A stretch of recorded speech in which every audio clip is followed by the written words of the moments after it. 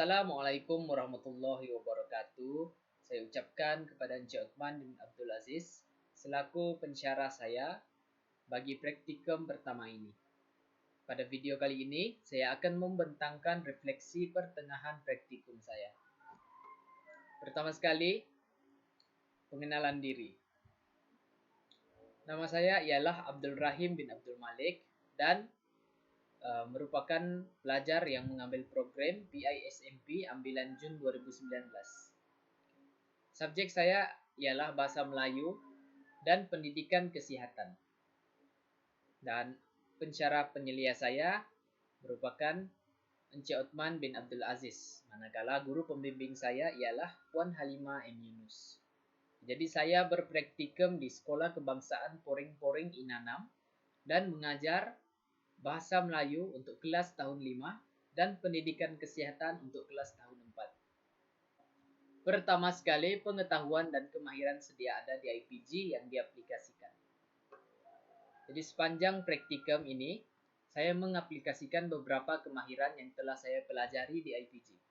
Yang pertama ialah kemahiran membina RPH, yaitu daripada subjek PRKE 3012, Perancangan Pengajaran dan Pembelajaran. Jadi, RPH ialah satu dokumen rasmi penting kepada seorang guru profesional yang perlu disediakan sebelum sesuatu pengajaran dilaksanakan. Jadi untuk itu, saya perlu merancang PDP dengan teliti agar menepati sukatan ataupun standard pengajaran yang telah ditetapkan. Jadi, untuk menepati sukatan standard itu, saya perlu menyediakan bahan bantu mengajar, strategi, kaedah, dan teknik pengajaran yang sesuai. Saya juga menyediakan satu ciri aktiviti untuk membantu murid mencapai hasil pembelajaran, meningkatkan kemahiran yang dikehendaki, menerap nilai murni dan proses penilaian yang terancam. Jadi, kemahiran membina RPH merupakan satu kemahiran yang saya aplikasikan di praktikum pertama ini. Kemudian, strategi membina hubungan positif guru dan murid daripada subjek EDUP 3043 pengurusan bilik darjah dan tingkah laku. Jadi, dalam menjalani praktikum ini, saya juga membuat strategi untuk menjalin hubungan yang positif dengan murid-murid saya. Jadi, pencapaian akademik dan tingkah laku murid dipengaruhi oleh kualiti hubungan guru dan murid.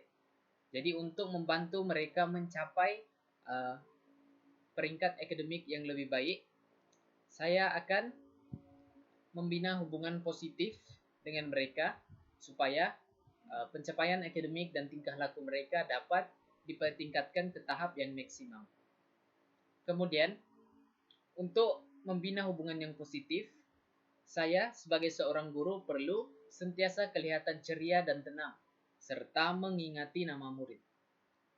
Jadi dengan menunjukkan watak ataupun perwatakan yang ceria dan tenang, murid-murid akan selesa untuk belajar dan menimba ilmu dengan saya.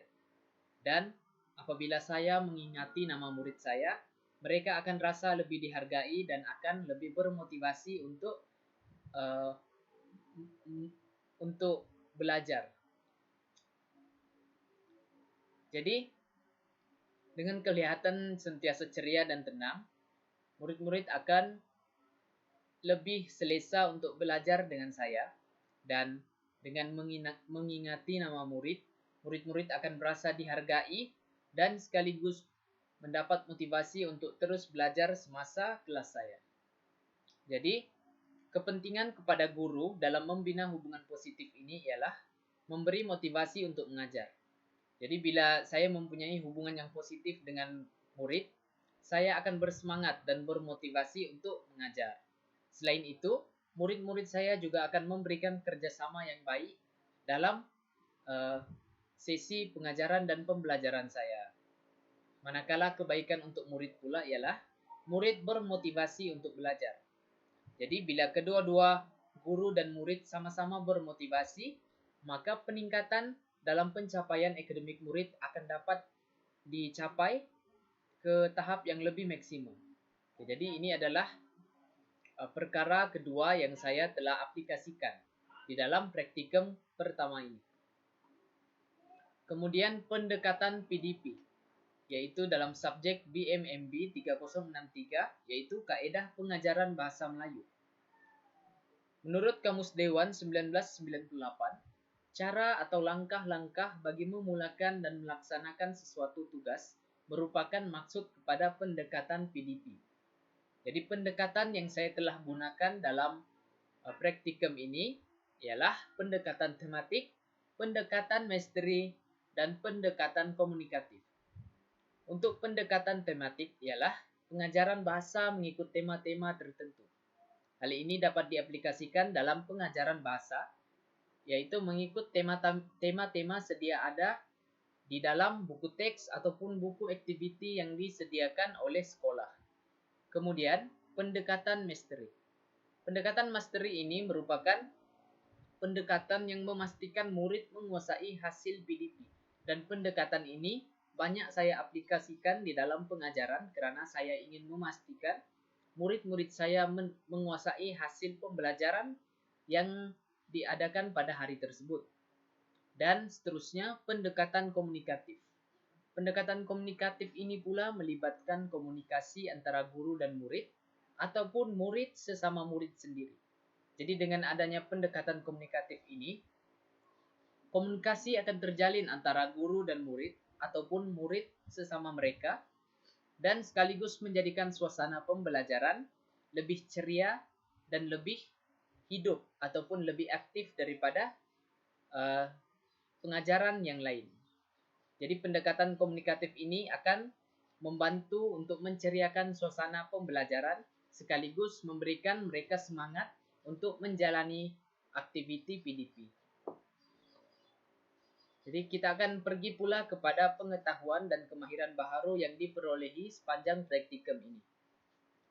Jadi sepanjang praktikum ini saya mendapat pelbagai kemahiran baharu. Antaranya ialah kemahiran merancang PDPR. Jadi, pelaksanaan PDPR secara atas talian menggunakan aplikasi WhatsApp. Hal ini kerana pengajaran PDPR di sekolah saya menggunakan aplikasi WhatsApp sebagai platform utama untuk menyampaikan pengajaran kepada murid. Dan kemudian menyediakan bahan mengajar. Jadi untuk menjalankan suatu PDPR, saya perlu menyediakan bahan pengajaran untuk murid. Jadi, penyediaan BBM ini sedikit sebanyak akan membantu dalam memudahkan murid-murid untuk menguasai kemahiran ataupun pembelajaran pada hari tersebut. Kemudian memberi penilaian kepada murid. Memberi penilaian kepada murid ini, saya selalu merujuk kepada guru pembimbing saya bagaimana untuk saya memberi penilaian kepada murid. Misalnya menyimak kerja yang mereka hantar dan juga memberi penilaian ataupun komen-komen kepada mereka. Misalnya pembetulan yang mereka perlu buat. Kemudian merancang aktiviti kokurikulum secara atas talian. Jadi di sekolah kebangsaan Poring-Poring, aktiviti kokurikulum kami diadakan pada hari Rabu, yaitu pada pukul 2 petang, dan saya juga mendapat peluang untuk merancang aktiviti kokurikulum tersebut. Misalnya pada hari Rabu yang lepas saya merancang aktiviti kokurikulum berkaitan perkemahan dan saya dan rakan-rakan saya bersama-sama membuat soalan kuis menggunakan platform Google Form untuk murid-murid. Kemudian pengetahuan dan kemahiran baharu yang kedua yaitu kemahiran sosial. Jadi kemahiran sosial ini merupakan keupayaan berkomunikasi secara efektif dengan individu lain dalam situasi sosial atau kerja. Jadi dalam hal ini saya berkomunikasi secara aktif dengan warga sekolah, guru pembimbing, murid dan ibu bapa. Hal ini akan membantu dalam melancarkan lagi sesi PDP. Selain itu, saya juga berkolaborasi dengan guru pembimbing untuk menjayakan PDPR. di mana saya selalu merujuk kepada guru pembimbing dan meminta pendapat tentang cara yang baik untuk melaksanakan dan menjayakan PDPR. Kemudian, membina lembaran kerja. Jadi, saya mengambil kira aspek-aspek seperti tahap pencapaian murid dan objektif PDP. Jikalau sebelum ini lembaran kerja yang saya lakukan ataupun yang saya bina tidak mengambil kira aspek-aspek ini, namun pada praktikum pertama ini saya mengambil kira aspek-aspek tersebut, yaitu pencapaian murid dan objektif PDP. Jadi adalah sangat penting untuk menilai tahap kefahaman murid. Jadi untuk lembaran kerja ini akan dapat mengukur tahap kefahaman murid terhadap sesi pembelajaran dan pengajaran yang telah kita lakukan. Kemudian, pengetahuan tentang isi kandungan pembelajaran. Jadi, seseorang guru yang profesional mestilah menguasai 7 asas pengetahuan. Jadi untuk itu saya membuat ulang kaji mengenai topik yang akan diajar sebelum saya mengajarkan topik tersebut pada kelas ataupun pada sesi PDPR yang akan datang. Jadi dengan ulang kaji yang saya buat, ulang kaji tersebut akan membantu saya untuk lebih bersedia lagi terhadap topik tersebut dan akan membantu kelancaran saya dalam menyampaikan sesi PDPR. Seterusnya, kemahiran membuat refleksi PDPR. Jadi, refleksi PDPR ini akan dibuat setiap kali selesai pengajaran, di mana saya akan menyatakan isu ataupun masalah yang saya hadapi dan akan mencadangkan langkah ataupun jalan penyelesaian terhadap isu tersebut. Refleksi ini juga bertujuan untuk mengenal pasti kelemahan dan kelebihan sepanjang PDPR untuk membuat penambahbaikan. Jadi, dengan adanya refleksi ini, saya akan dapat mengetahui kelemahan dan kelebihan saya, serta akan dapat membuat penambahbaikan untuk sesi PDPR yang akan datang. Kemudian, pengetahuan tentang dialog prestasi, yaitu dialog ini akan membincangkan prestasi murid. Dan kebiasaannya saya akan menjalankan sesi dialog ini bersama dengan guru pembimbing, di mana kami akan bersama-sama mengenal pasti masalah yang dihadapi oleh murid-murid dan coba untuk mencari jalan penyelesaian kepada masalah tersebut. Seterusnya kita pergi pula kepada ilmu binaan dan inovasi yang dihasilkan. Sepanjang praktikum ini, saya telah menghasilkan beberapa inovasi. Yang pertama adalah video pembelajaran. Jadi untuk video pembelajaran ini, saya menghasilkan video pengajaran interaktif yang menggunakan aplikasi CapCut dan OBS, di mana saya menguploadkan video pembelajaran tersebut ke YouTube untuk murid-murid lebih mudah mengakses video tersebut. Dan dalam video pengajaran yang saya hasilkan, video tersebut mengandungi unsur-unsur seperti suara guru, yaitu suara guru memberikan penjelasan terhadap subjek ataupun topik yang diajarkan, tulisan, dan tulisan tersebut mestilah tulisan yang mampu menarik minat murid-murid, serta musik latar ataupun video untuk membantu pengajaran tersebut dengan lebih lancar. Oke, jadi dengan adanya video pembelajaran ini, video ini akan dapat membantu menarik minat murid untuk menonton video pengajaran karena unsur-unsur seperti suara guru, tulisan, dan musik latar yang menarik. Dan durasi video juga tidak terlalu panjang. Hal ini karena saya ingin membolehkan murid untuk mengakses video saya dengan lebih mudah dan cepat. Jadi mereka tidak akan menghadapi sebarang kesulitan ataupun masalah untuk mengakses video yang saya uploadkan ke YouTube itu. Inovasi kedua yang saya hasilkan merupakan permainan interaktif. Jadi permainan interaktif yang saya hasilkan adalah menggunakan laman web quizzes dan word wall. Jadi, permainan ini mengandungi pelbagai ciri menarik yang memotivasikan dan meningkatkan penyertaan murid dalam sesi pembelajaran. Dan saya juga meminta sedikit komen ataupun ulasan daripada guru pembimbing dan juga murid-murid saya mengenai penggunaan permainan interaktif ini.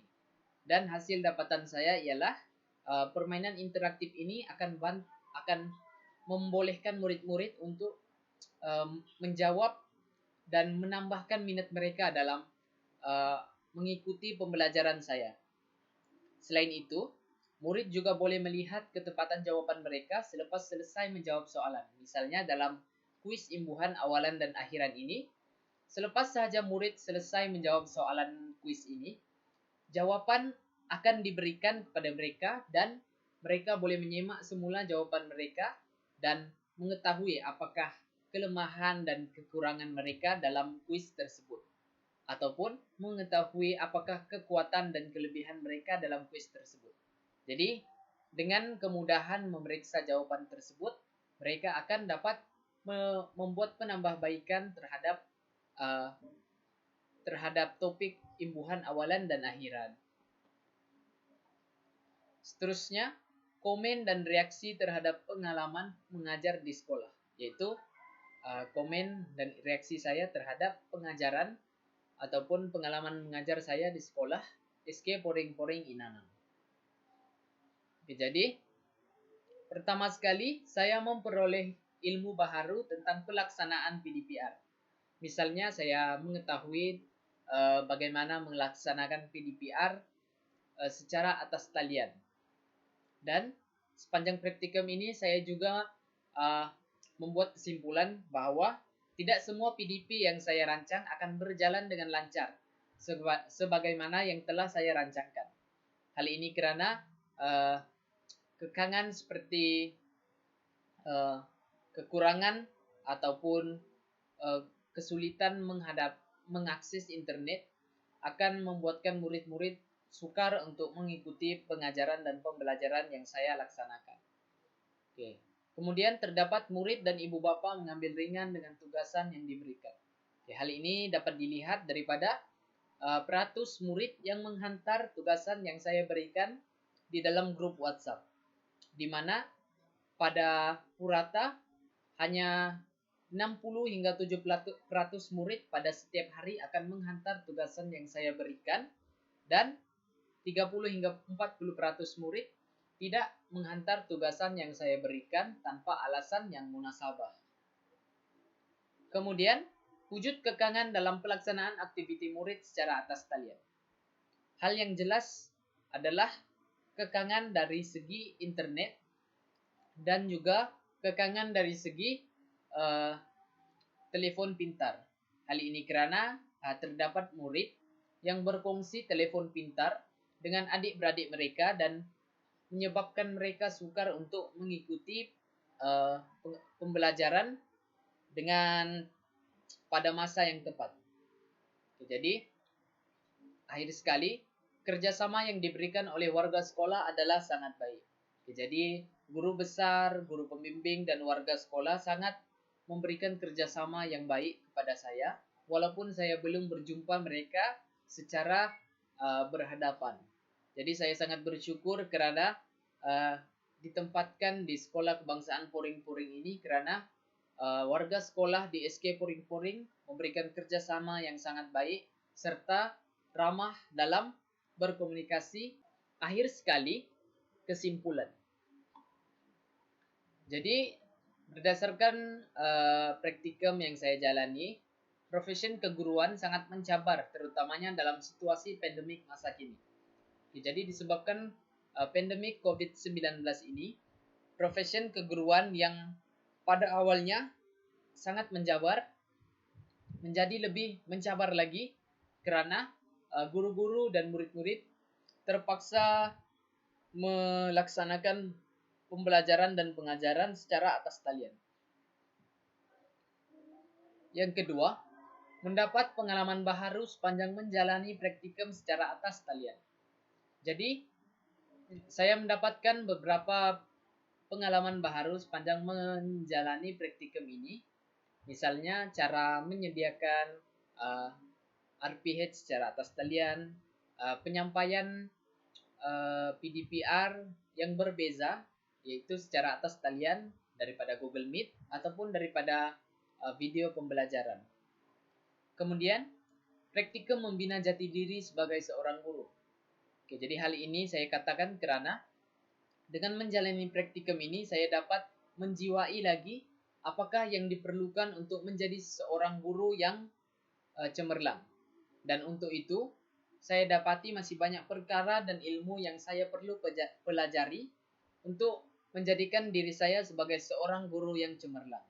Dan untuk itu saya perlu merujuk dengan lebih banyak kepada guru pembimbing dan juga pensyarah saya agar saya dapat nasihat dan bimbingan yang boleh membantu saya dan membentuk diri saya sebagai seorang guru yang cemerlang. Sekian sahaja daripada saya. Sekian, terima kasih.